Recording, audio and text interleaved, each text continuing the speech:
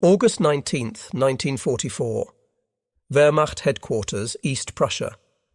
General Oberst Alfred Jodl reviewed the latest intelligence reports from the collapsing Western Front.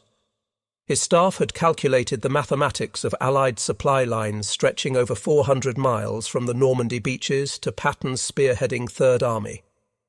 The Americans have outrun their logistics. Patton will halt within days, perhaps hours. No army can sustain such advanced speeds without fuel. From his position at Hitler's Wolfschanze headquarters, Jodl analysed what every German general understood from experience. An armoured division consumed 150,000 gallons of fuel daily when advancing. The Americans were now 400 miles from their supply depots. The calculation was inescapable. Patton's Third Army would grind to a halt, giving the Wehrmacht time to regroup at the Seine, perhaps hold until winter.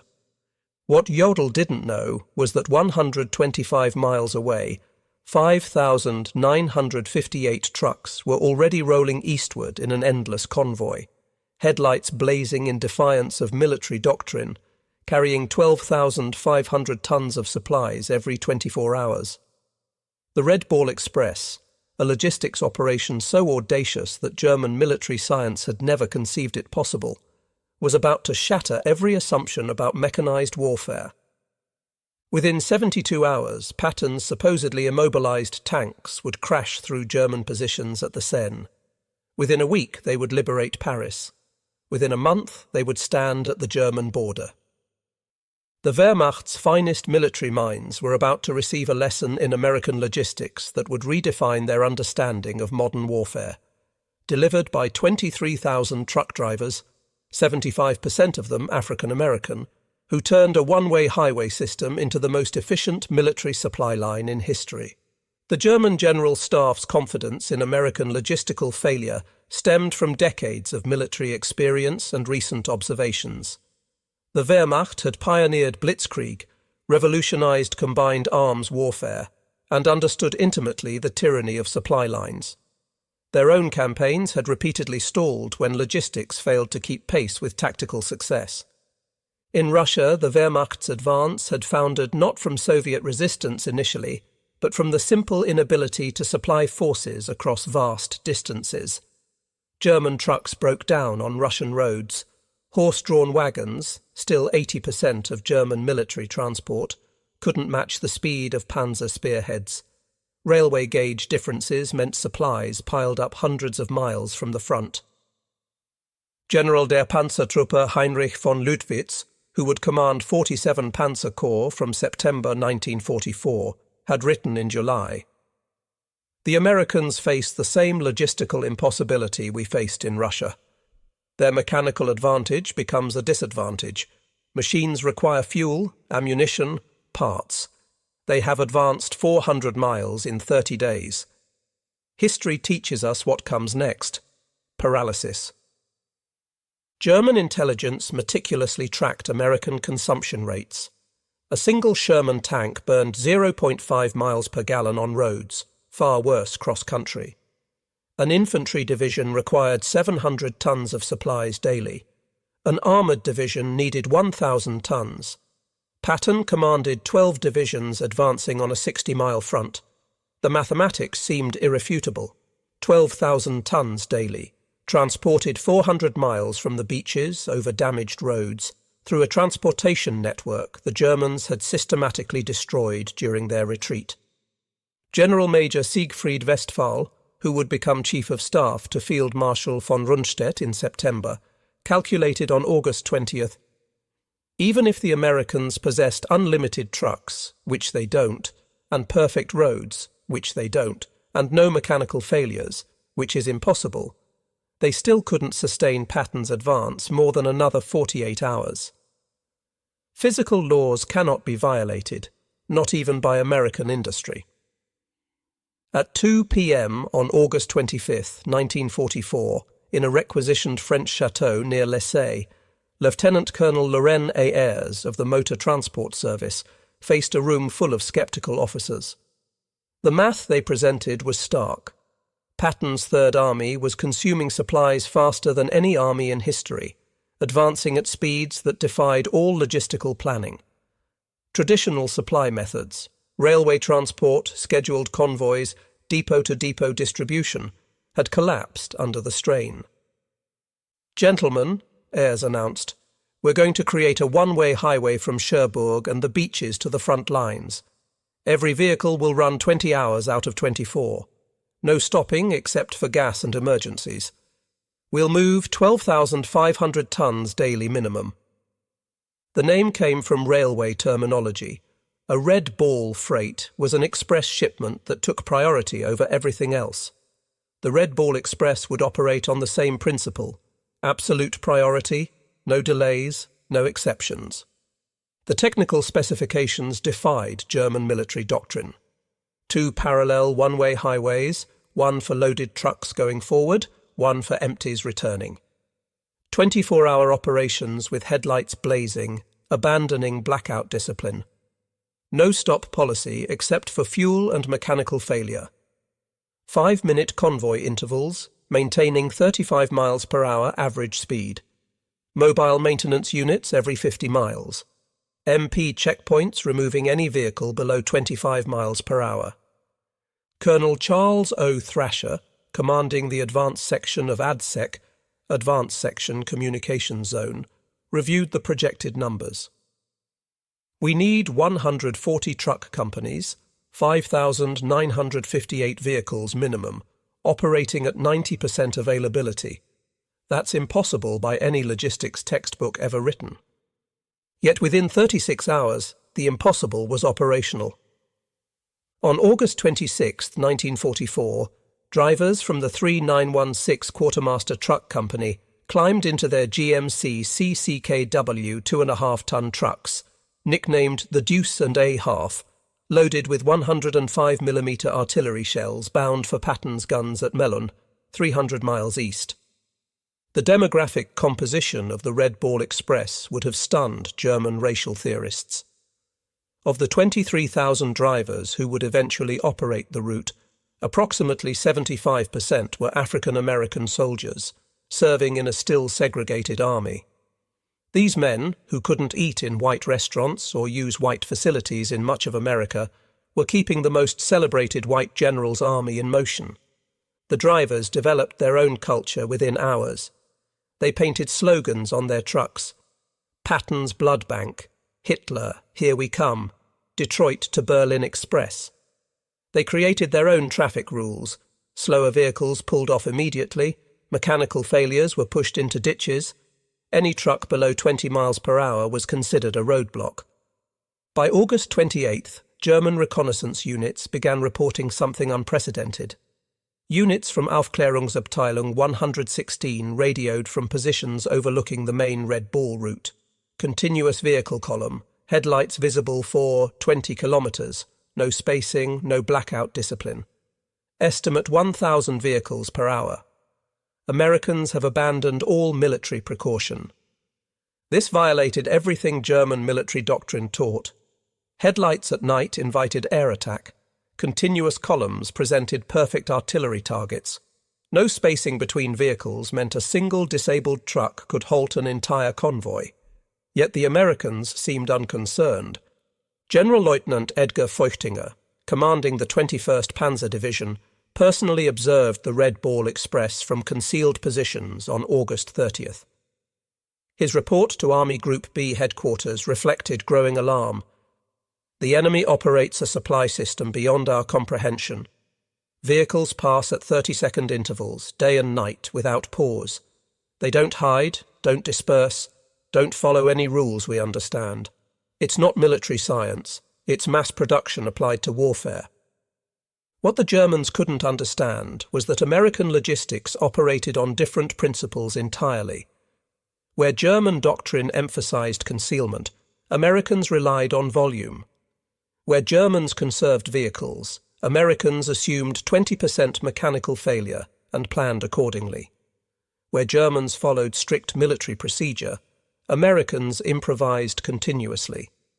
The numbers achieved by the Red Ball Express defied German calculations of what was logistically possible. First week, August 25th to 31st, 1944, 89,939 tons of supplies delivered. Daily average, 12,848 tons. Round-trip distance, 686 miles. Vehicle rotations, 5,958 trucks, making 1.5 trips daily. Fuel consumed by the operation itself, 300,000 gallons. German logistics specialists captured these numbers from American documents and dismissed them as propaganda. But the numbers were real, and they were accelerating.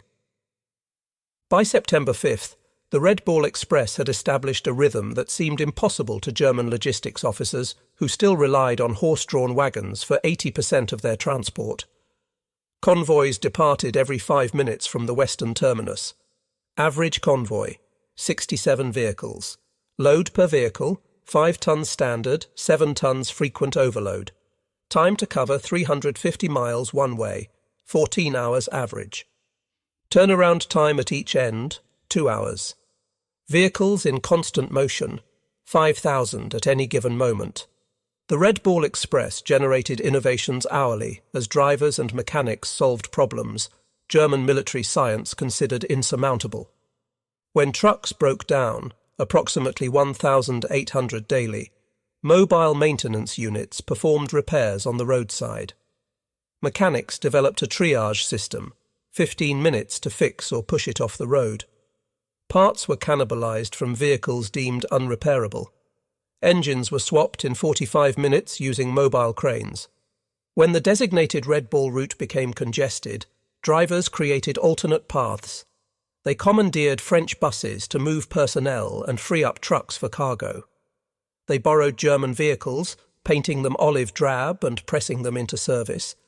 They built bypasses around destroyed bridges, using rubble from bombed buildings as roadbed. The Germans, observing this chaos that somehow produced order, couldn't comprehend it.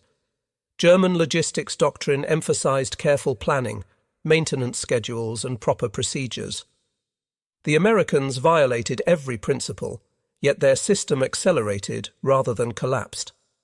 The most stunning revelation for German observers was American fuel management. The Red Ball Express consumed 300,000 gallons of gasoline daily just for its own operations, more than many German armies received for all purposes. Yet fuel never ran short. The Americans had created a parallel marvel, Operation Pluto, pipelines under the ocean, laying fuel pipelines across the English Channel. By September 1944, fuel flowed through underwater pipes German intelligence hadn't even detected. Forward fuel dumps were established every 25 miles along the Red Ball route. Tanker trucks ran their own parallel convoy system, ensuring no vehicle waited more than 10 minutes for refueling. General Major Walter Warlimont observed from aerial reconnaissance photographs, "The Americans have fuel dumps larger than our entire strategic reserves. They burn more gasoline moving gasoline than we allocate to entire panzer divisions. This isn't war as we understand it. It's industrial overflow." The Red Ball Express didn't just supply Patton's advance, it multiplied its speed exponentially. German military doctrine calculated that an armoured division could sustain 20 to 30 miles advance daily under optimal conditions. Patton's divisions, supplied by the Red Ball Express, averaged 40 to 60 miles daily for weeks. On September 1st, 1944, the 4th Armoured Division advanced 35 miles in morning operations, halted for resupply at noon, Red Ball trucks were waiting with fuel and ammunition, and advanced another 32 miles in the afternoon. This 67-mile single-day advance shattered German defensive planning, which assumed maximum 30-mile daily advances. General Oberst Heinz Guderian, reviewing the reports in East Prussia, initially refused to believe them. No armoured force can advance 60 miles daily for a week. Mechanical failures alone prevent it. This is propaganda or misidentification. But intercepted American radio traffic confirmed it. More disturbing for German commanders, the Americans were broadcasting their positions openly, without code. supremely confident in their ability to move faster than Germans could react. By September 5, 1944, German intelligence had compiled comprehensive reports on the Red Ball Express. The implications were catastrophic for Wehrmacht planning. Every assumption about American military capability required revision. The report contained observations that defied German military science. Americans wasted vehicles prodigiously, abandoning damaged trucks rather than repairing them. Drivers operated on stimulants for days, violating every principle of personnel management. No camouflage discipline, making the entire system vulnerable to air attack that never came. Mechanical failure rates of 30% daily, simply overwhelmed by redundancy. Fuel consumption that would bankrupt any European military. Field Marshal Walter Model's response revealed growing desperation. If these reports are accurate, we face not a superior army, but a superior civilization. They make no effort to hide because they don't fear us. They waste resources because they have infinite resources. We cannot defeat this with military tactics. The Red Ball Express drivers paid a physical price German observers couldn't see. Drivers operated for 72 straight hours, hallucinating from exhaustion and benzodrine. Accidents killed 300 drivers in the Red Ball's operational period. Trucks collided in fog, overturned on damaged roads, burned when overheated engines ignited. Yet morale remained extraordinarily high. These men, mostly African Americans denied equal rights at home, understood they were making history. They were proving Hitler's racial theories wrong, with every mile driven, every ton delivered. Captured German officers provided eloquent testimony to the Red Ball Express's impact. Oberst Hans von Luck, taken prisoner in September 1944, told interrogators, "We knew we'd lost when we understood your supply system. You violate every rule, waste fuel, abandon vehicles, exhaust drivers, yet succeed through sheer volume. You've industrialized warfare beyond our comprehension." The psychological impact on German forces was devastating. Wehrmacht soldiers could hear American trucks all night, every night. Endless motors, endless supplies. They had 3 rounds per rifle, while Americans were bringing millions of rounds. The sound itself became psychological warfare. The vehicles themselves amazed German engineers. The GMC CKW 2.5-ton truck, the backbone of the Red Ball Express, represented mass production perfection. General Motors had produced over 500,000 of these vehicles by war's end, more trucks than the entire German military possessed of all types combined. The trucks featured innovations Germans hadn't implemented: all-wheel drive as standard, not exception. Automatic tyre inflation systems, waterproofing that allowed 30-inch fording, engines that ran on low-quality fuel without modification, heaters that actually worked in winter. More stunning was American maintenance philosophy. Where Germans rebuilt engines, Americans replaced them. Where Germans rationed parts, Americans discarded entire vehicles for minor problems. Where Germans had master mechanics, Americans had thousands of competent mechanics who could perform 80% of repairs. As the front moved east, the Red Ball Express adapted with speed that stunned German planning officers accustomed to weeks of preparation for major logistics changes. When the original route to Chartres became insufficient, Americans created Red Ball Express extensions overnight. White Ball Express, Rouen to Paris. Green Diamond, Cherbourg to railroad transfer points. Red Lion, Bayeux to Brussels. A BC, Antwerp, Brussels, Charleroi. Each new route was operational within 48 hours of conception. German staff officers required weeks to plan similar operations. The Americans simply painted new markers, assigned trucks, and started rolling. The predominance of African-American drivers in the Red Ball Express created cognitive dissonance for German racial theorists. Nazi ideology declared blacks inferior, incapable of technical tasks, lacking initiative. Yet these drivers were performing logistics miracles that German forces couldn't match. The African-American soldiers understood the irony. They knew what the Nazis thought of them, which made them drive even harder. Every mile they drove proved Hitler wrong. They were fighting racism with truck keys, defeating Nazi ideology through superior performance.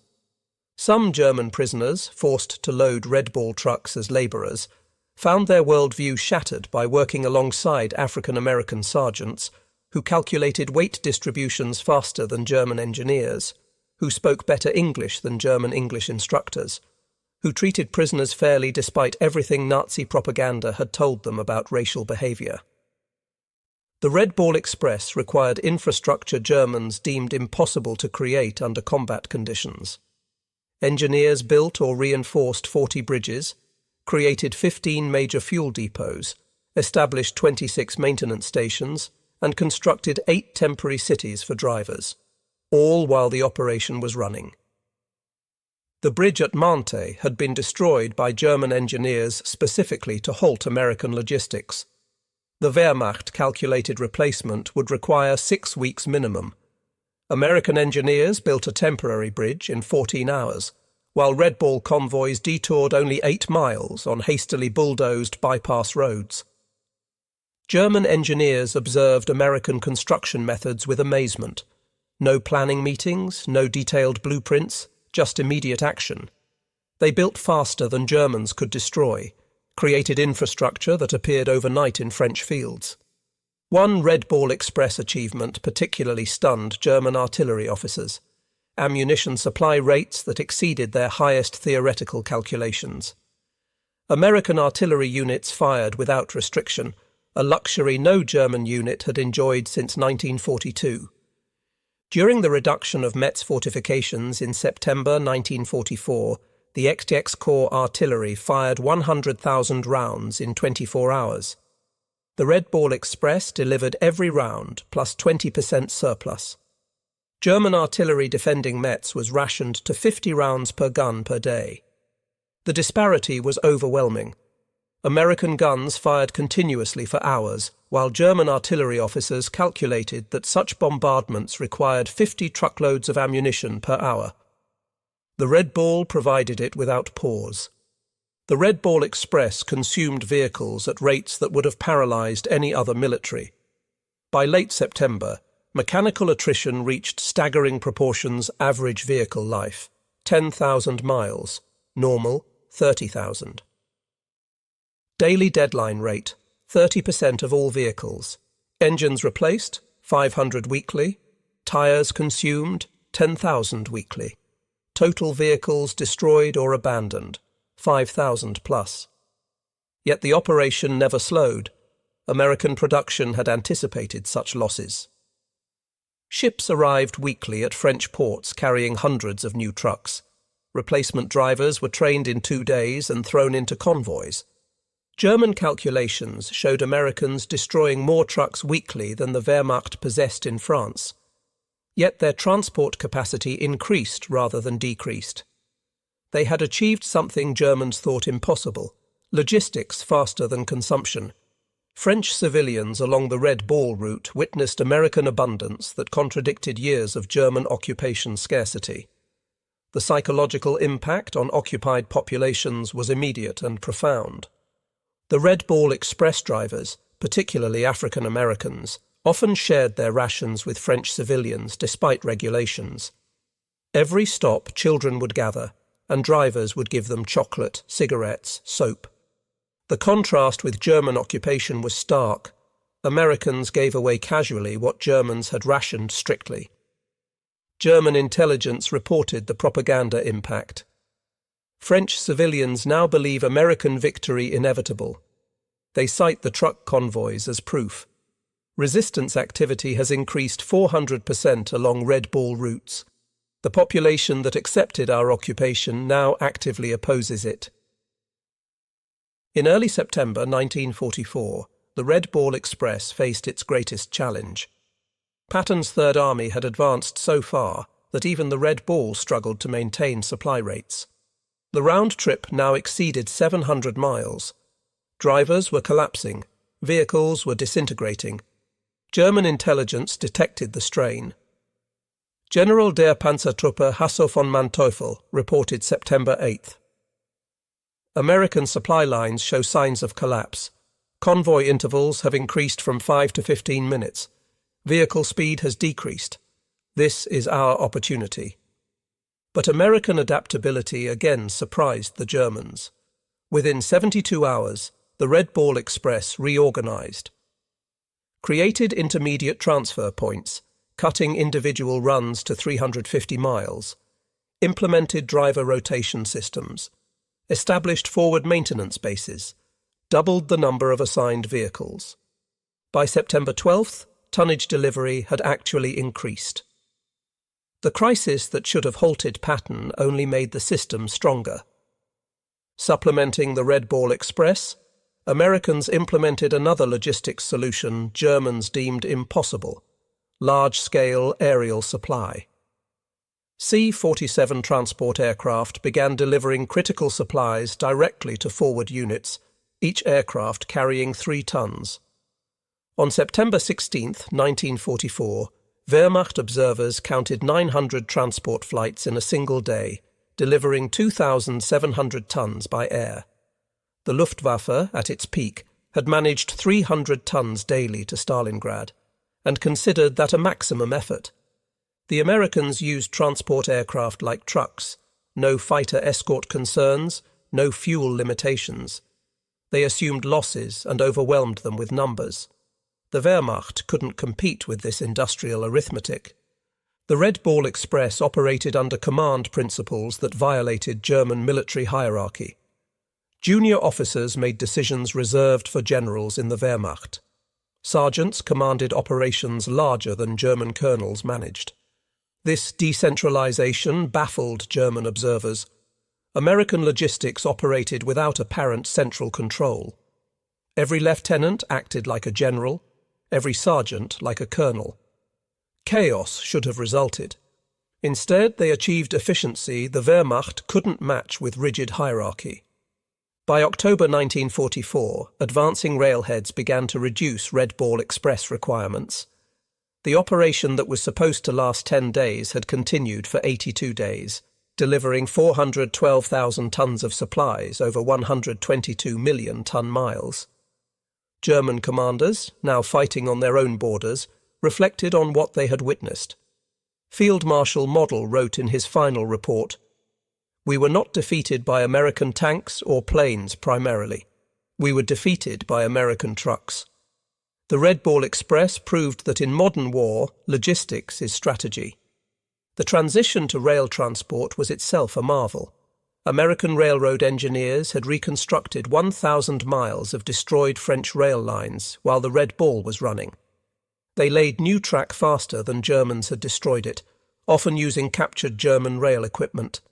The final Red Ball Express statistics defied every German calculation of logistical possibility. 82 days of operation, 412,193 tons of supplies delivered. 122 million ton-miles. 5,958 vehicles average, peak 7,000. 23,000 total drivers employed. 700,000 gallons of fuel consumed daily. 40,000 tons of ammunition delivered to Patton alone. 15 million rations transported. 135,000 medical supply tons. Reviewing these figures in captivity, German officers admitted they had calculated American logistics based on European precedent. They had multiplied their best performance by 3 and assumed that was American maximum. They were wrong by a factor of 10. Beyond tonnage and distance, the Red Ball Express achieved something more profound. It destroyed German faith in their own military superiority. Wehrmacht officers who had dismissed Americans as soft and mechanically dependent watched those same Americans achieve logistics miracles through determination and industrial abundance. German prisoners of war would stand silent at prison camp fences, counting passing Red Ball trucks. Some wept. They understood what it meant, not just that Americans could supply their armies, but that they could waste more than Germans could produce. They were watching their worldview collapse, one truck at a time. The Red Ball Express forced an unexpected racial reckoning within the American military itself. The operation's success depended overwhelmingly on African American soldiers who were still segregated, denied equal treatment, and barred from combat roles. General Eisenhower, visiting Red Ball operations in September 1944, witnessed the contradiction firsthand. His aide, Captain Harry Butcher, recorded, "The general stood watching coloured drivers who'd been at it for 20 hours straight. He said, 'These men are winning the war as surely as any infantry. We need to reconsider many things.'" The success created pressure for integration that contributed to military desegregation 3 years later. African American soldiers had proved in France what they always knew. Given the tools and opportunity, they would match anyone. The Red Ball was their combat, and they won it decisively. German racial theorists struggled to explain the contradiction. SS racial science publications simply stopped mentioning American logistics operations. The evidence was too overwhelming to deny, too damaging to acknowledge. German military engineers studied Red Ball Express operations intensively after the war. The lessons revolutionized logistics thinking worldwide. Volume overcomes inefficiency. Mechanical redundancy eliminates vulnerability. Decentralized execution enables speed. Standardization multiplies capability. Human endurance has limits, but they're higher than assumed. General Franz Halder, former chief of the German General Staff, wrote in 1950, "The Red Ball Express proved logistics determines strategy, not vice versa. Americans understood this. We learned it too late." Among the 23,000 Red Ball drivers, individual stories of heroism emerged that Germans found incomprehensible within their military framework. These were verified accounts from military records. Corporal John L. Houston drove continuously for 48 hours, delivering ammunition to the 2nd Armoured Division at Cambrai, falling asleep at the wheel 3 times but continuing after being revived by other drivers. Private Booker T. Washington's truck caught fire from overheated brakes while carrying medical supplies. Instead of abandoning it as procedure required, he drove the burning vehicle 2 miles to a field hospital, jumping out as flames reached the cab. The supplies saved wounded soldiers from both armies. These stories, multiplied thousands of times, revealed American military culture to observing Germans, individual initiative, calculated risk-taking, and mission accomplishment over regulatory compliance. Desperately, German forces attempted to create their own version of the Red Ball Express in late 1944. Operation Greif during the Battle of the Bulge included plans for captured American trucks to create German supply lines. The effort failed immediately. German drivers couldn't maintain American speeds. German mechanics couldn't repair American equipment fast enough. German fuel supplies couldn't sustain the consumption rates. Most fundamentally, Germans couldn't replicate the American attitude of unlimited resources. Oberst Otto Skorzeny, commanding the operation, reported, "We captured 50 American trucks. Within a week, 30 were deadlined. Americans would have replaced them. We tried to repair them. That difference explains our defeat." The winter of 1944 to 45 provided the Red Ball Express's ultimate test. Freezing rain, snow and ice should have stopped wheeled transport. German doctrine stated wheeled logistics became impossible below -10 degrees Celsius. Yet the Red Ball Express continued. Drivers wrapped chains on tyres, poured alcohol in radiators, and kept rolling. Speeds dropped from 35 to 15 miles per hour, but tonnage delivery continued. German observers reported ice-covered convoys moving through blizzards that had stopped panzer divisions. The Americans had created a logistics system that functioned regardless of weather, terrain, or enemy action.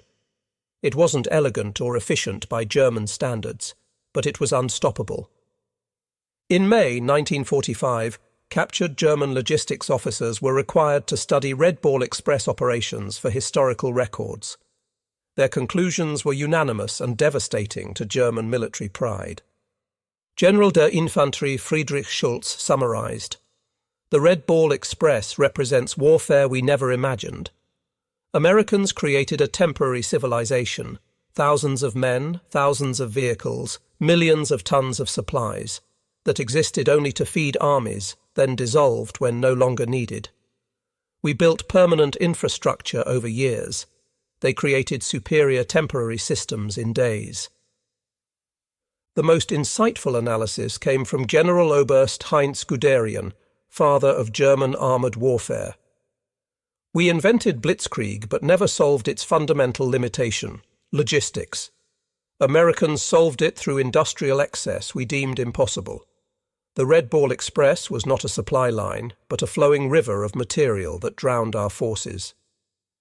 The Red Ball Express cost the United States approximately $100 million in 1944 dollars. Vehicles destroyed, fuel consumed, roads destroyed, French claims for damage. German staff officers, accustomed to managing scarcity, found the figure incomprehensible, yet Americans considered it cheap. The operation enabled the capture of 400,000 German soldiers, the liberation of France, Belgium and Luxembourg, and shortened the war by an estimated 6 months. Each day of war cost America $250 million.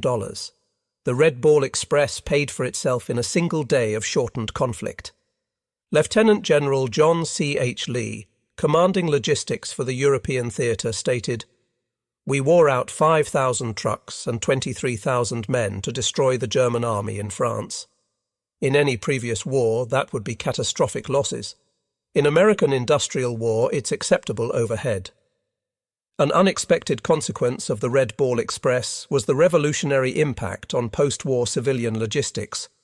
Thousands of drivers returned to America with experience operating the world's largest transportation network.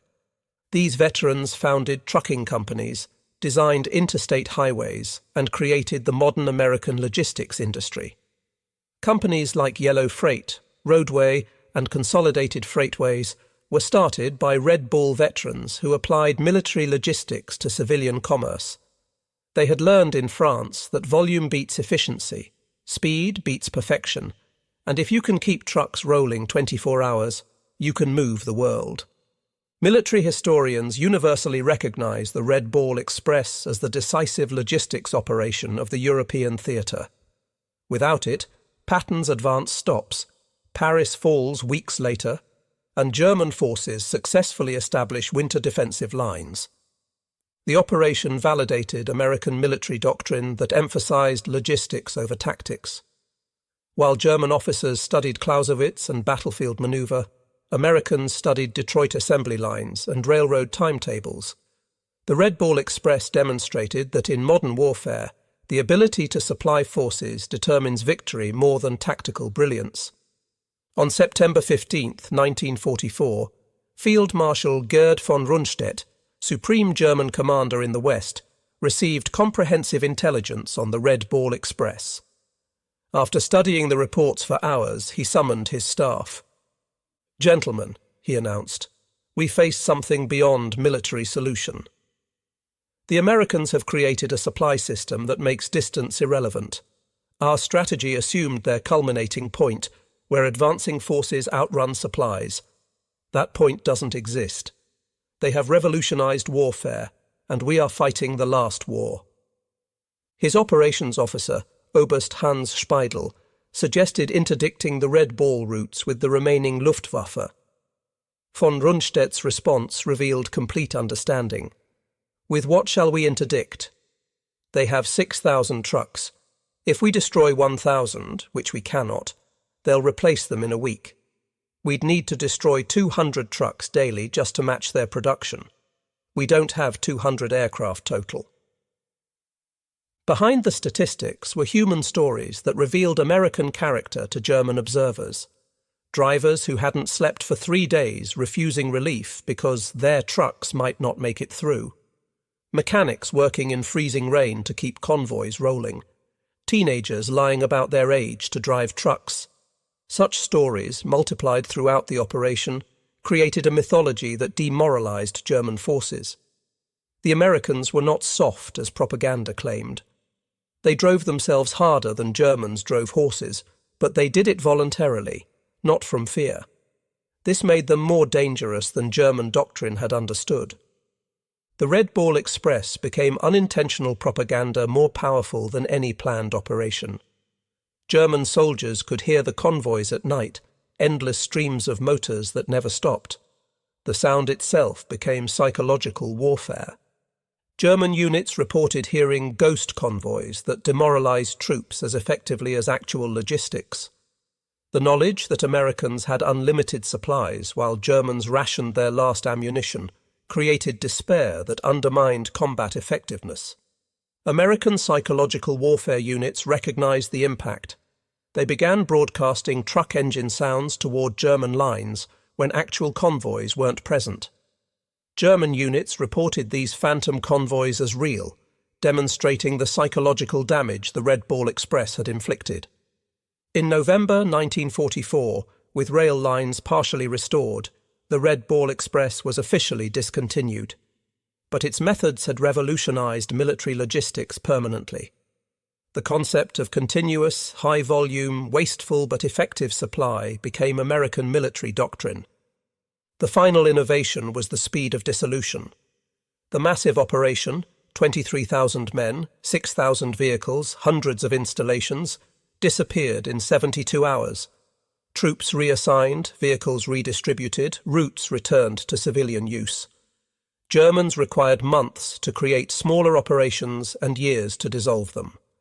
Americans built what they needed, used it, discarded it, and built something better. When German generals surrendered in May 1945, many cited the Red Ball Express specifically as demonstrating the hopelessness of continued resistance. General der Panzertruppe Hasse von Manteuffel stated at his interrogation, "When we understood your logistics capacity, we knew the war was lost. You could supply armies faster than we could destroy them. The Red Ball Express was a weapon against which we had no defense." Field Marshal Albert Kesselring, among Germany's most competent commanders, was asked what most surprised him about American forces. His answer, "Not your tanks, not your planes, but your trucks." The Red Ball Express showed us that you had militarized your entire society's production capacity. We were fighting your factories, not just your soldiers. The final statistics of the Red Ball Express stand as testament to American industrial warfare. Total cargo delivered, 412,193 tons. Total distance covered, 122 million ton-miles. Trucks employed, 5,958 daily average, 7,000 peak. Drivers involved, 23,000 total. Operating days, 82. Fuel consumed, 57 million gallons. Tires worn out, 180,000. Vehicles destroyed, 5,000 plus. Cost, $100 million. German divisions defeated through supply advantage, 47. Estimated war days shortened, 180. These numbers tell a story that transcended military operations. They represent the moment when warfare changed forever, when industrial capacity became more important than tactical brilliance, when logistics determined strategy rather than serving it. In 1994, on the 50th anniversary of D-Day, the United States Postal Service issued a commemorative stamp honoring the Red Ball Express at the National Postal Museum in Washington, D.C. The ceremony recognized the operation that had been overshadowed by combat operations, but proved equally decisive in Allied victory. Veterans who attended spoke of their pride in an operation that proved American industrial might and individual determination could overcome any obstacle. They had driven through exhaustion, through mechanical failure, through weather that stopped armor. They were black soldiers mostly, segregated, discriminated against, denied recognition during the war. But they had delivered victory at 35 miles per hour. The Red Ball Express proved that in modern warfare, logistics is not support, it is the main effort. The operation demonstrated that industrial democracy could mobilize resources on a scale that totalitarian efficiency couldn't match. German generals who had laughed at American logistics were silenced by 6,000 trucks delivering 12,500 tons daily across 700 miles of liberated France. They had assumed Americans would follow European precedent, conserve resources, advance cautiously. Instead, Americans created a logistics tsunami that drowned German forces in Allied abundance. The operation's success came not from military genius, but from American characteristics Germans never understood: industrial excess, mechanical aptitude, improvisational skill, and most importantly, the initiative of individual soldiers who made independent decisions that in the Wehrmacht would require field marshal approval. In his memoirs, General George S. Patton, whose Third Army was the primary beneficiary of the Red Ball Express, wrote the ultimate tribute. The truck drivers of the Red Ball Express deserved as much credit for the defeat of Germany as any combat unit. They drove through exhaustion, through mechanical failure, through weather that stopped armour. Without them, the Third Army doesn't move. Without movement, we don't win. They were black soldiers mostly, segregated, discriminated against, denied recognition. But they won the war as surely as any rifleman. History must record this truth. That truth stands as the final testament to the Red Ball Express. 23,000 mostly African-American drivers, operating 6,000 trucks on a one-way highway to victory, achieved what German military science declared impossible. They supplied advancing armies faster than physics should allow, maintained tempo beyond human endurance, and proved that in modern warfare, the side with the most trucks beats the side with the best tactics. The German generals had laughed at American logistics, dismissing it as wasteful, undisciplined, impossible to sustain. 82 days later, those same generals surrendered to armies supplied by the Red Ball Express, finally understanding that American trucks had defeated German tanks, that industrial abundance had overwhelmed military excellence, that logistics had become strategy. The Red Ball Express ended on November 16, 1944, but its impact echoed through military history. It proved that in the industrial age, victory belongs not to the bravest soldiers or brightest generals, but to the nation that can deliver the most supplies, the fastest, the farthest. The German generals who laughed at American logistics in August 1944 signed surrender documents in May 1945, defeated by 23,000 truck drivers who revolutionized warfare at 35 miles per hour. Their story deserves its place among the great military operations of history, not because it was elegant or efficient, it was neither, but because it worked. The Red Ball Express kept Patton rolling, kept the Germans retreating, and proved that in modern war, the convoy of trucks matters more than the column of tanks. The highways of France still bear the scars of the Red Ball Express. Ruts worn by overloaded trucks, bridges hastily repaired, roadsides littered with abandoned vehicles. But the greatest monument to the operation is the speed of Allied victory. Every day the war shortened, saved thousands of lives. The Red Ball Express shortened it by months. In the end, the German generals who laughed at American logistics learned the hardest lesson of modern warfare. Amateurs talk tactics, professionals talk logistics, and Americans talk trucks. The Red Ball Express was America talking very loudly indeed, in the roar of 6,000 engines that never stopped, carrying democracy and destruction at 35 miles per hour down a one-way road to victory. The last word belongs to a German officer whose name is lost to history, quoted by a Red Ball driver at the 1994 commemoration. Standing beside a road in Belgium, watching the endless convoy of American trucks, the officer said in accented English to his captors, "We prepared for everything. Your tanks, your planes, your ships. We never prepared for your trucks. How do you defeat an enemy who has more trucks than you have soldiers?" The answer rolled past him at 5-minute intervals, driven by exhausted Americans who were rewriting the rules of warfare one delivery at a time. The Red Ball Express had made logistics into strategy, supply into victory, and trucks into the most decisive weapon of the European war. The German generals stopped laughing when they understood this truth. But by then, Patton was already at their gates, supplied by the greatest logistics operation in military history.